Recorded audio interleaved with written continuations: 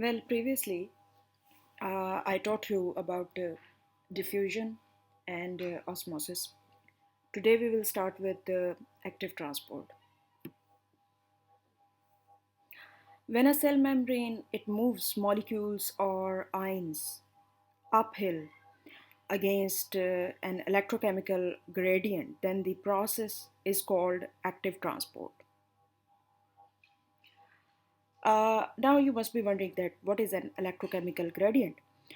See, it is the sum of all the diffusion forces which are acting at the membrane, and these forces they could be caused by a concentration difference, or electrical difference, or even a pressure difference. Uh, the active transport it depends on the carrier proteins also. And do not forget that this carrier protein is capable of imparting energy to the transported substance. And in other words, you can say that it has an ATPase activity.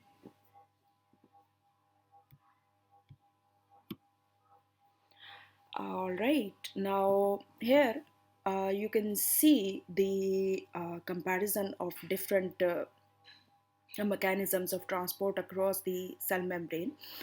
Uh, and you can see that both simple diffusion and facilitated diffusion they take place downhill, while the active transport, no matter it is primary or it is secondary, it always takes place uphill. That means from the low concentration to the high concentration. And only simple diffusion is the type of the transport which does not require a carrier, while the rest of the mechanisms they always need a carrier protein.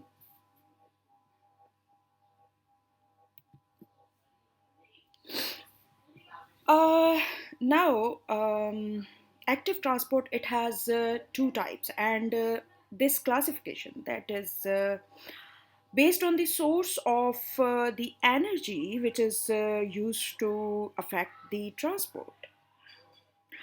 In primary active transport, the energy is derived directly from the breakdown of ATP or some other high energy phosphate compound. While in secondary active transport, the energy is derived secondarily from the energy that has been originally created by the primary active transport.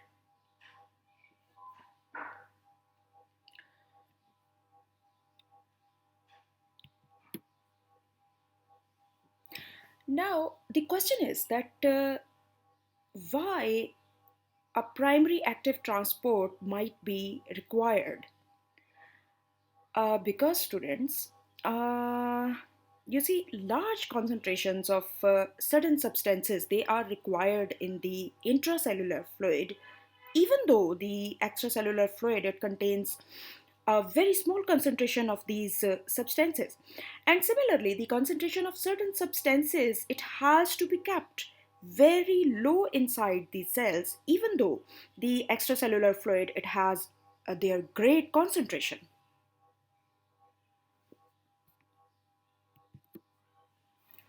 Well, the substances which are transported by primary active transport, they are shown here. And the ions, they include sodium, potassium, calcium, hydrogen. And then there are certain waste products and certain nutrients like amino acids and sugars and iron. While the waste product which has to be excreted out of the cell, like uric acid.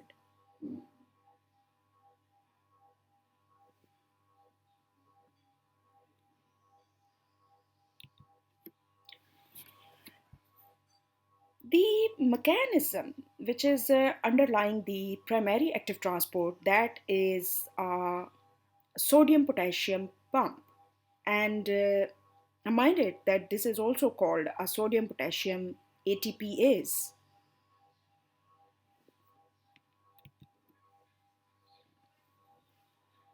Now, sodium potassium pump it basically is a process which pumps sodium ions outward through the cell membrane of all the cells, and at the same time, it pumps potassium ions from the outside to the inside. If we look at the components of the sodium potassium pump, then the major component it is a carrier protein, which is a complex of two separate globular proteins, a larger one which is called the alpha subunit and a smaller one called beta subunit. The larger protein it has three specific features that are important for the functioning of the pump, and I will just enlist these three features. You see, number one, it has three receptor sites for the binding of sodium ions on the inside of the cell. As you can see in this figure, because the pump it has to transport the sodium outside. So on the inside, it has three receptor sites for the binding of three sodium ions. And then it has two receptor sites for the binding of potassium ions on the outside. And the inside portion of this protein, it also has the ATPase activity, means it has the enzymatic activity to break down or split the ATP into ADP and energy.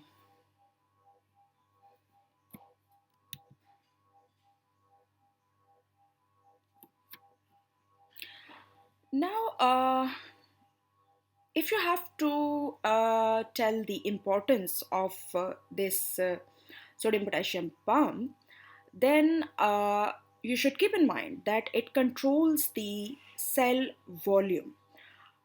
And in the absence of this pump's working, the cell would swell until it bursts. Because if this pump does not work to expel the sodium out, then the sodium it starts accumulating inside the cell, and along with sodium, greater and greater amount of water that is also retained inside the cell, which increases the size of the cell. It causes the swelling of cell. Ultimately, the cell bursts. Then another important function which this pump serves is by creating an electrical potential across the membrane. And because of this electrogenic nature of the sodium potassium pump, we call this an electrogenic pump. And this electrical potential is so crucial that it makes the nerve and the muscle signals possible. Well, the abnormalities in the number or the function of this sodium potassium pump that is associated with several pathological conditions. I give you an example that the reduction in the number of these sodium potassium pumps in the myocardium, in the heart muscle, that is associated with cardiac failure. And in case of faulty function of sodium potassium pump, there will be excess reabsorption of sodium ion in the renal tubules, and that is associated with hypertension.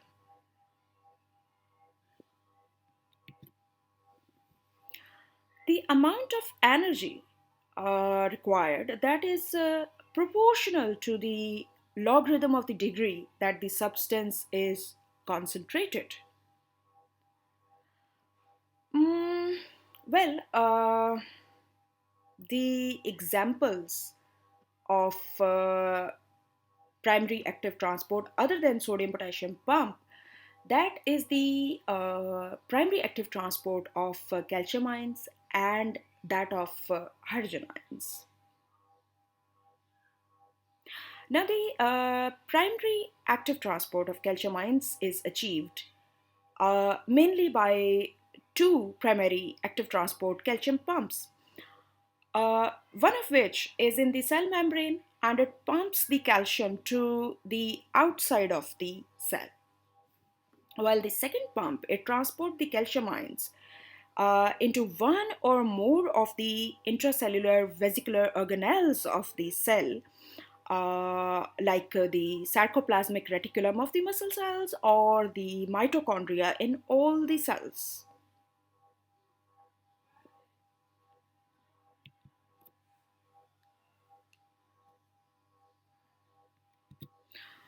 Well, the other example that is the primary active transport of hydrogen ions.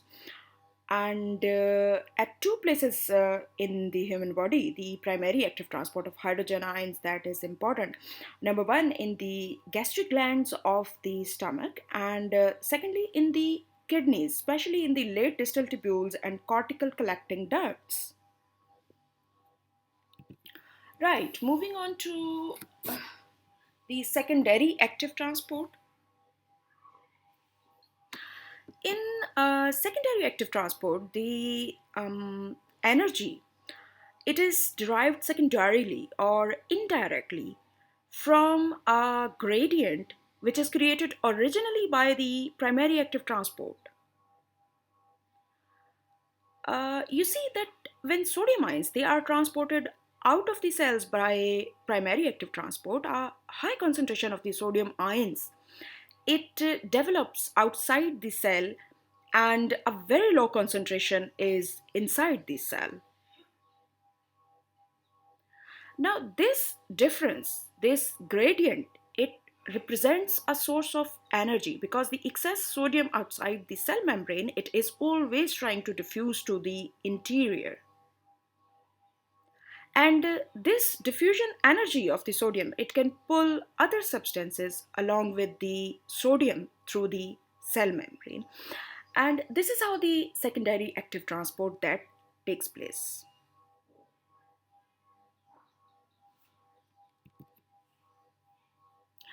Keep in mind that secondary active transport it indirectly uses the energy obtained from the hydrolysis of ATP. Because an already created concentration gradient, it acts as a storehouse of energy for this secondary transport. And a carrier protein simultaneously binds to sodium and another substance. And then the change in the shape of the carrier protein that causes both the substances to cross the membrane at the same time.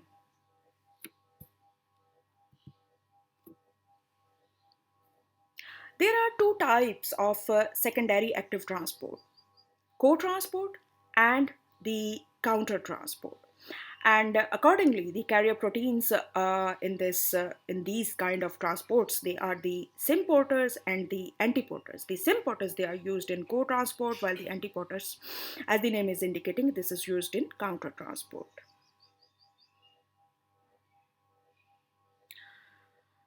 Uh, well, you see, the sodium gradient that was already created by the primary active transport. Now, the diffusion energy of the sodium because of the sodium gradient that can bring other substances along with the movement of the sodium, right? Now, if the movement of the other substance that is in the same direction as that of the sodium, then this phenomenon is called co-transport. While in counter-transport, the sodium ions they again attempt to diffuse to the interior of the cell because of their large concentration gradient. However, this time the substance to be transported that is on the inside of the cell and it must be transported to the outside. So you see here that what is the main difference in the primary and secondary active transport? That in primary active transport, there was direct breakage of the ATP at that time, and only one substance that was being transported, say the sodium that is transported from inside to outside, and the potassium that is transported from outside to inside.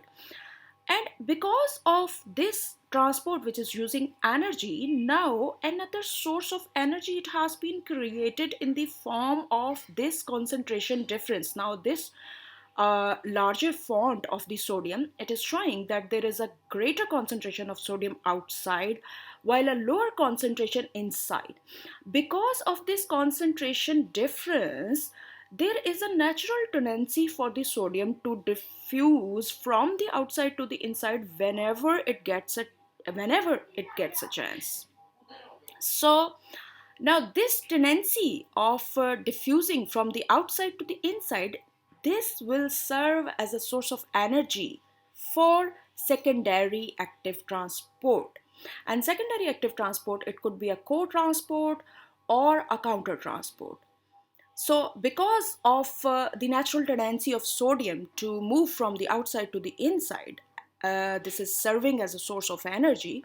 So, how do our cells they utilize this source of energy? That at the same time, when the sodium that is moving along a concentration gradient, there is a carrier protein, and this carrier protein has the ability to transport another substance, for example, an X substance, against its concentration gradient. You see, here the concentration outside is already low, and it is greater already inside the cell, but still this substance, say it is a nutrient, it's glucose, it has to be transported from the outside to the inside. So we take the help of a carrier protein, which at the same time binds with sodium and the other substance and transports both the substances in the same direction. And in that case, we call this carrier protein a symport protein. While the opposite phenomenon that takes place in case of the counter transport, here again in counter transport, the other substance other than sodium, it has to be transported against the concentration gradient. You see, there is a lower concentration inside the cell, and the outside it already has a great concentration, but still our cell it has to transport a substance, say a waste product, out of the cell. So again, then it takes help of the secondary active transport, where a concentration gradient of sodium which was created by the primary active transport, this acts as a source of energy. So the carrier protein, when it transports sodium from outside to inside, it uses the energy of the concentration gradient, and at the same time it exports the waste product from the inside to the outside. And here, why do we call it a counter transport? Because the transport of these two substances which are being transported by the counter by the carrier protein, this transport is taking place in the opposite direction. Sodium is going inside while the other substance it is getting out of the cell. So this is called counter transport, and the carrier protein which is used for this kind of transport, that is called an antipode protein.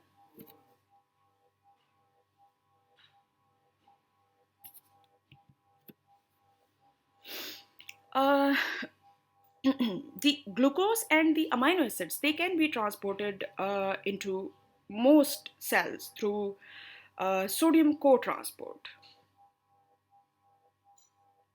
So what happens in the co-transport of glucose with the sodium? Um, the transport carrier protein it has two binding sites on its exterior side, one for the sodium and the other for glucose. And a special property of the transport protein, that is that a conformational change, a change in the shape to allow the sodium movement to the interior, that will not occur until a glucose molecule that also attaches to the carrier protein.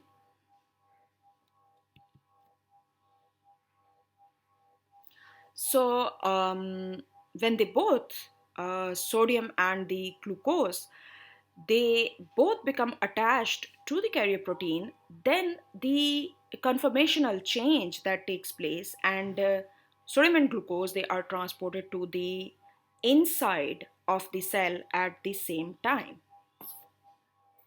Now, this is another graphical representation of co-transport of sodium and glucose.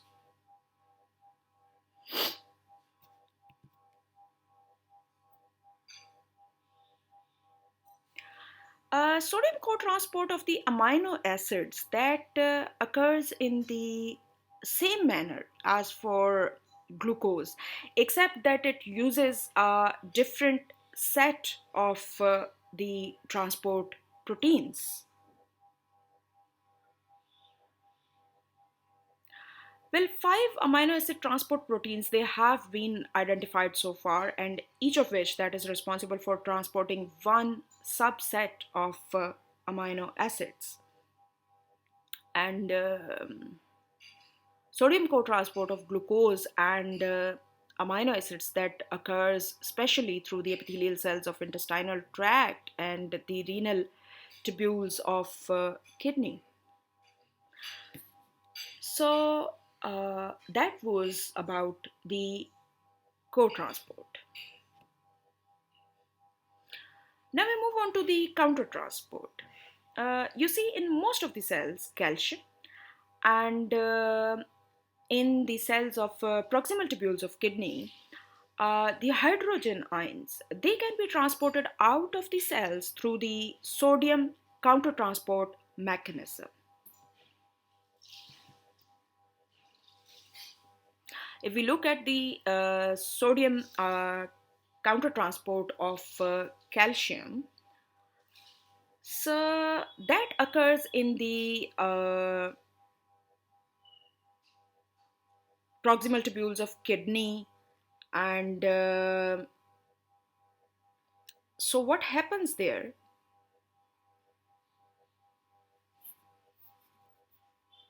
In the kidney tubules, uh, sodium calcium counter transport that occurs through all or almost all the cell membranes, with the sodium ions moving to the interior and the calcium ions to the exterior.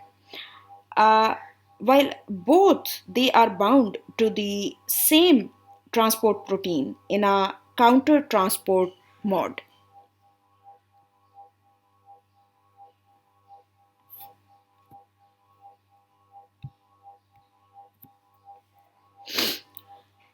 This sodium hydrogen countertransport, it occurs specially in the tubules of kidney, in the proximal part of the tubules of kidneys.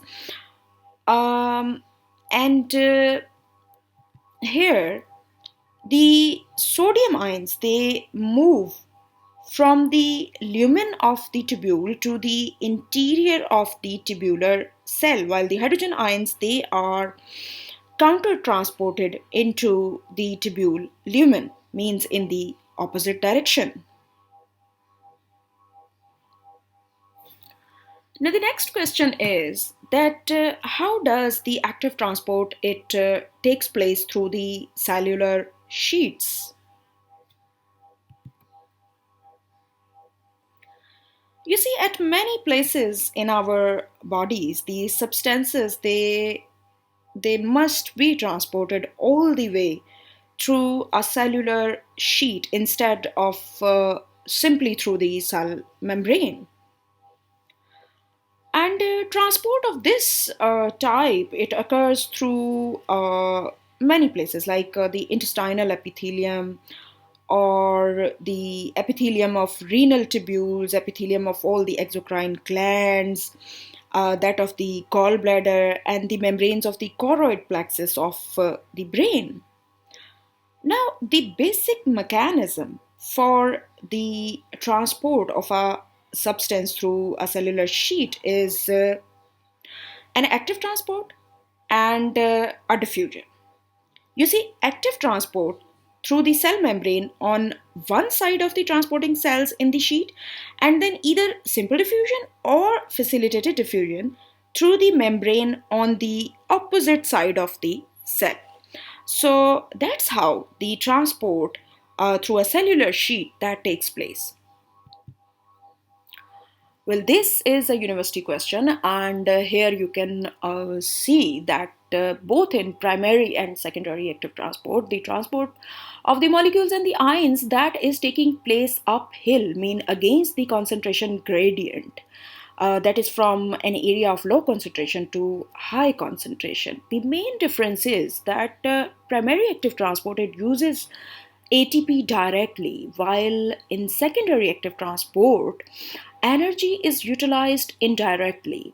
And that indirect source of energy, that is a gradient, an energy gradient, which could be anything, a concentration gradient or a voltage gradient or a pressure gradient, which was actually created by the primary active transport. And now this gradient is being used as a source of energy for the transport of another substance, and the transport of this other substance at this place, that is taking place against the concentration gradient. So memorize these differences and keep a list of these for your UQ.